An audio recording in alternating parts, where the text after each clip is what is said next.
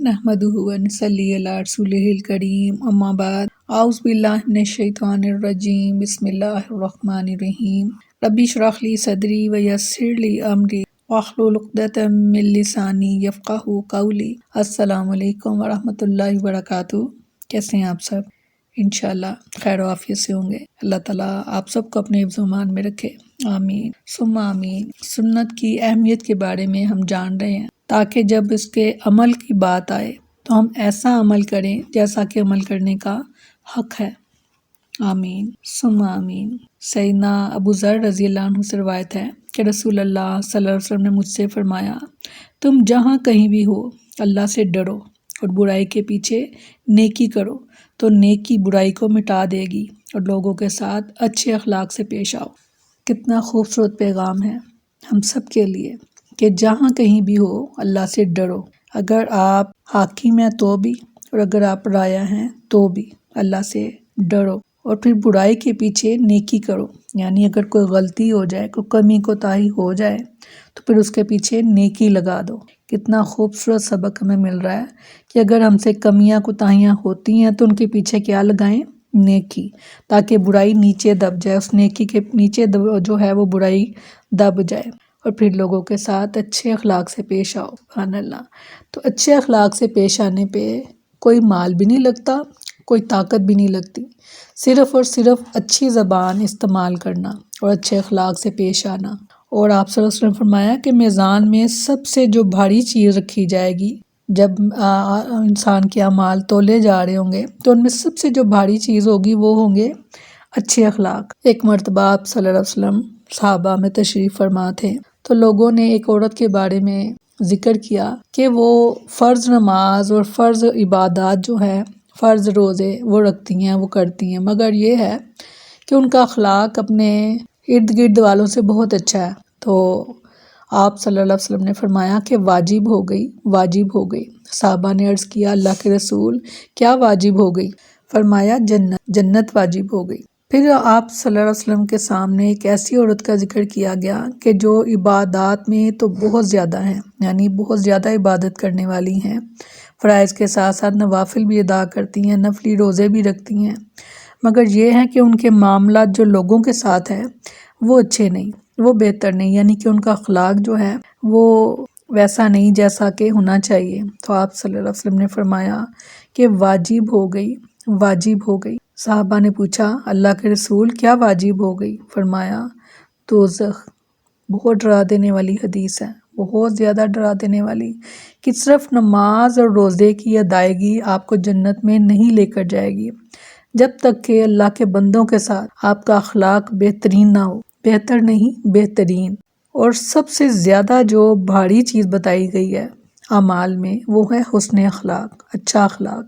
अल्लाह ताला हमें इसकी तौफीक अता फरमाए और इसकी समझ बूझ भी अता फरमाए कि अच्छा अखलाक किसको कहा गया है। इसको समझने के लिए हमें आप सल्लल्लाहु अलैहि वसल्लम की ज़िंदगी को देखना पड़ेगा, क्योंकि आप बेहतरीन अखलाक के मालिक थे। तो हमें ये उनको अखलाक को अपनाने के लिए सुन्नत की तरफ रुजू करना ही पड़ेगा, इसके बगैर हमारा चारा नहीं है। हमें पता नहीं चलेगा कि अच्छे अखलाक किसको कहा गया है। अल्लाह ताला हमें ये जानने वालों में शामिल रखे और ये शौक़ हमारा अल्लाह ताला और बढ़ाएं कि हम और जानें, आप सल्लल्लाहु अलैहि वसल्लम की सुन्नत को और जानें, ताकि जानेंगे तो फिर अपनाएंगे इंशाअल्लाह। तो जानने के लिए हमें जुड़ना पड़ेगा कुरान और हदीस से।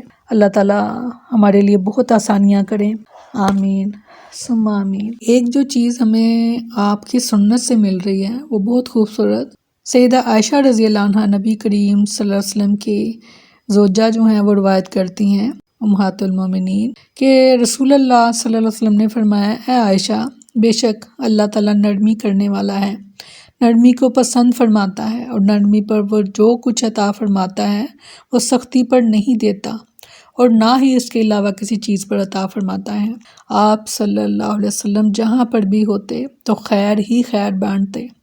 अपने घर में अपनी बीवी के पास बैठे हुए हैं तो उनकी भी तरबियत फरमा रहे हैं, और तरबियत कैसी फरमा रहे हैं कि नरमी जो है अल्लाह ताला नरमी को पसंद करते हैं, क्योंकि अल्लाह ताला ख़ुद नरमी करने वाले हैं, इसलिए वो नरमी को पसंद करते हैं। अल्लाह ताला हमें ये नेमत अता करे, آمین۔ کیونکہ سیدنا عبداللہ بن مسعود رضی اللہ عنہ سے روایت ہے کہ رسول اللہ صلی اللہ علیہ وسلم نے فرمایا، کیا میں تمہیں اس کی خبر نہ دوں جو آگ پر حرام ہے یا آگ اس پر حرام ہے، ہر اس شخص پر کہ جو قریب، نرم خو اور آسان سہل ہو۔ سبحان اللہ، کتنی خوبصورت روایت ہے کہ جو قریب یعنی لوگوں کے قریب رہنے والا، کہ جب کسی کو کوئی مشکل آئے پیش تو وہ اس شخص کو یاد کرے کہ اتنا قریب وہ شخص آپ کے ذہن میں، آپ کے دل کے اتنا پاس ہو کہ جب آپ کو کوئی مشکل آئے تو آپ کو فوراً وہ آپ کو بہت قریب لگے، اور نرم خو اتنا کہ آپ اس سے آسانی سے بات کر سکیں، اور آسان اور سہل، اگر کوئی اپنا مسئلہ پیش کرنا چاہتا ہے تو بلا جھجک وہ آپ کے ساتھ بات کر سکے۔ اتنا اچھا انسان کب ہوگا کہ جب وہ سنتوں پر عمل کرنے والا ہوگا۔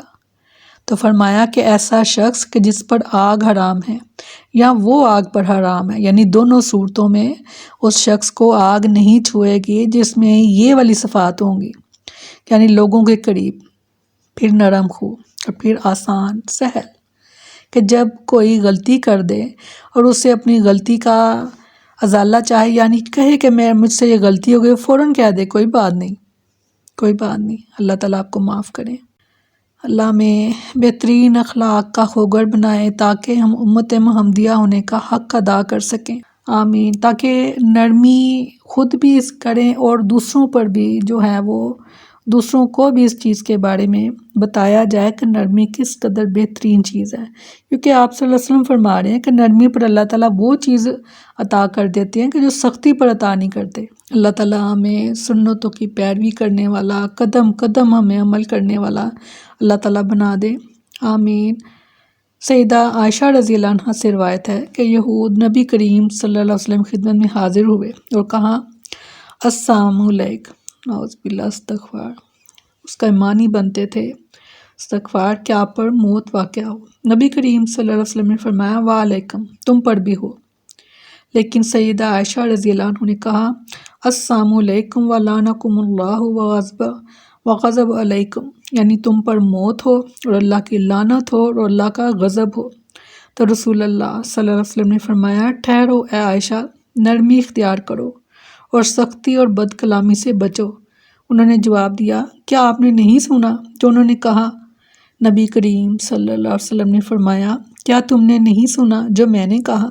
میں نے ان کی بات انہی پر لوٹا دی اور میری بات ان کے بارے میں قبول کی گئی اور ان کی میرے بارے میں قبول نہیں کی گئی۔ جیسے جیسے ہمیں سنت ملتی چلی جائے ہم فوراً ویسے ویسے اس کو اپناتے چلے جائیں، اپنی عادات میں، اپنی روزمرہ کی روٹین میں ان چیزوں کو لاتے چلے جائیں، تو ہی یہ علم جو ہے ہمیں فائدہ دے گا۔ علم وہی ہے جتنا عمل ہے، جن چیزوں پر آپ عمل کر رہے ہیں سمجھے آپ کو اتنا ہی علم ہے۔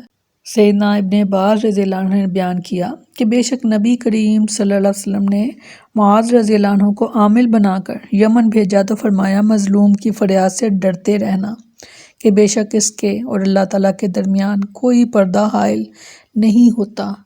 کسی پر کوئی ایسی زیادتی آپ کو تو نہ معلوم ہو کہ آپ نے کسی کے اوپر زیادتی کر دی، مگر وہ زیادتی ہو گئی، تو وہ یہاں پر پیغام یہ دیا جا رہا ہے کہ زیادتی کرنے سے بچو، کیونکہ جو مظلوم کی جو دعا ہے اللہ تعالیٰ اور عرش کے درمیان کوئی چیز نہیں روکتی اس کو عرش پر پہنچنے سے۔ ایک والد کی بد دعا ہے اور ایک مظلوم کی، ان دونوں چیزوں سے بچنے کی کوشش کرنی ہے۔ انشاءاللہ اس چیز پر عمل کرنا ہے کہ کسی کا دل اس طرح نہ دکھ جائے کہ ہمارے بارے میں کوئی بدفعال کوئی منہ سے نکال دے اور ہمیں پتہ بھی نہ ہو۔ کوشش کیا کریں اپنے اخلاق کو اتنا اچھا اور بہترین کر لیں کہ ایک ایک قدم پھونک پھونک کر رکھا جائے۔ اللہ تعالیٰ میں توفیق دیں، اللہ ہماری مدد کریں، کیونکہ اس کی مدد کے بغیر ہم یہ کر نہیں سکتے۔ آمین ثم آمین۔ سیدنا ابو ہریرہ رضی اللہ عنہ سے روایت ہے کہ رسول اللہ صلی اللہ علیہ وسلم نے فرمایا، جس نے اپنے کسی بھائی پر ظلم کیا ہو تو اسے چاہیے کہ اسے دنیا میں ہی معاف کروا لے، کیونکہ وہاں درہم اور دینار نہ ہوں گے۔ پہلے اس کے بھائی کے لیے اس کی نیکیوں میں سے حق دلایا جائے گا، اور اگر اس کے پاس نیکیاں نہ ہوں گی تو اس کے بھائی یعنی مظلوم کی برائیاں اس پر ڈال دی جائیں گی۔ اللہ تعالیٰ ہمیں محفوظ رکھے ان چیزوں سے، کیونکہ آپ صلی اللہ علیہ وسلم کے فرمان کے مطابق کہ جب انسان کے اعمال تل رہے ہوں گے، فرمایا کہ سفید نیکیوں کے پہاڑ ہوں گے لوگوں کے پاس، سفید نیکیاں یعنی بہترین طریقے پر نیکیاں کی گئی تھیں، مگر جب ان کے اعمال تل رہے ہوں گے تو اس وقت حقدار آ جائیں گے۔ کوئی کہے گا کہ اللہ تعالیٰ اس نے مجھ پر زیادتی کی تھی، کوئی کہے گا اللہ تعالیٰ اس نے مجھے مارا تھا، کوئی کہے گا اللہ تعالیٰ اس نے مجھ سے کوئی چیز چھین لی تھی، یہاں تک اللہ تعالیٰ فرمائیں گے فرشتوں سے کہ اس کی نیکیاں لے کر تو حقداروں کو دے دو، کیونکہ ابھی ہم نے جو ایک روایت پڑھی ہے اس میں آپ صلی اللہ علیہ وسلم فرمایا کہ وہاں درہم اور دینار نہ ہوں گے، وہاں تو لباس نہیں ہوگا جسم پر، تو درہم اور دینار تو بہت دور کی بات ہے، تو اعمال ہی ہوں گے انسان کے اچھے یا برے۔ تو اللہ تعالیٰ فرشتوں سے کہیں گے کہ اس شخص کی نیکیاں ان حقداروں میں بانٹ دو، وہ نیکیوں کے پہاڑ جس کو لے کر انسان چلا تھا اور اسے یقین تھا کہ میں جنت ہی میں جاؤں گا، مگر ساتھ ہی ساتھ لوگوں کے حقوق بھی لے کر چلا تھا، حق تھے لوگوں کے، وہ نیکیاں بانٹ دی جائیں گی یہاں تک کہ وہ پہاڑ نیکیوں کے ختم ہو جائیں گے۔ پھر اللہ تعالیٰ فرمائیں گے کہ اب حقداروں کے جو گناہ ہیں وہ اس کے پلڑے میں ڈال دو۔ استغفر اللہ۔ سوچئے ایسی نیکیاں کہ جو سفید نیکیاں کہا گیا یعنی بہترین نیکیاں، اور ساتھ ساتھ کیا تھا؟ حقوق العباد، حقوق اللہ کے ساتھ ساتھ حقوق العباد کا بھی پورا دھیان رکھا کریں، کسی کا کوئی حق باقی نہ رہ جائے، اللہ سے دعا کیا کریں اللہ تعالیٰ میں مرنے سے پہلے سب کے حقوق ادا کر دوں، کوئی بوجھ میرے پر باقی نہ رہے، کسی کا حق میرے اوپر باقی نہ رہے۔ اللہ تعالیٰ ہم سب کی مدد فرمائے، آمین ثم آمین۔ السلام علیکم ورحمۃ اللہ وبرکاتہ۔